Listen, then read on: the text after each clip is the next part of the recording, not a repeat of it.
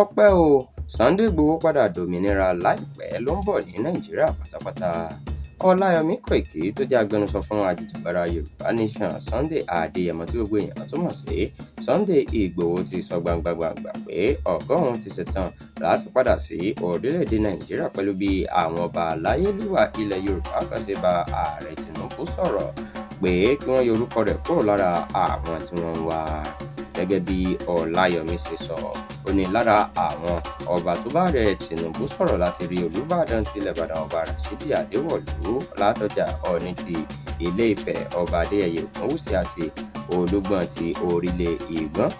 ọba Francis Alao. Ẹ ó rántí pé Ìgbòho ló fi orílẹ̀-èdè Nàìjíríà sílẹ̀ lọ́jọ́ kìíní oṣù keje ọdún 2021 nígbà tí àjọ DSS àti iléeṣẹ́ ọmọ ológun ilẹ̀ yìí lọ sí ilé rẹ̀ nílùú Ìbàdàn fún ẹ̀sùn pé ó ń tọ́jú àwọn nǹkan ìjà ogun pamọ́.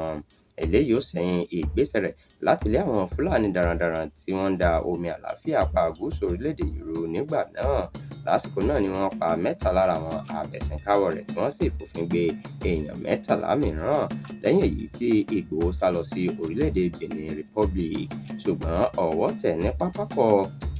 òfurufú lọ́jọ́ 19 oṣù keje ọdún 2021 nígbà tí ó fẹ́ wọ bàálù lọ sí orílẹ̀-èdè Germany tí wọ́n sì tì mọ́lé lẹ́yìn èyí tí wọ́n padà dá sílẹ̀ ní oṣù kẹta ọdún 2022. Tẹ́ ò bá gbàgbé lábẹ́ ìṣèjọba olóògbé Muhammadu Buhari ni wọ́n ti kéde Ìgbòho gẹ́gẹ́ bí ọ̀daràn tí wọ́n gbẹ́sẹ̀ lé ìwé ìrìnnà rẹ̀ àti owó tó wà lásùnwọ̀n rẹ̀ nígbà náà.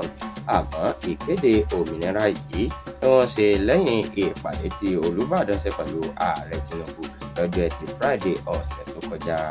Ìgbòho ti wá dúpẹ́ púpọ̀ lọ́wọ́ ààrẹ Tinubu àti àwọn orí adé tó lọ́wọ́ nínú ìgbésẹ̀ yìí.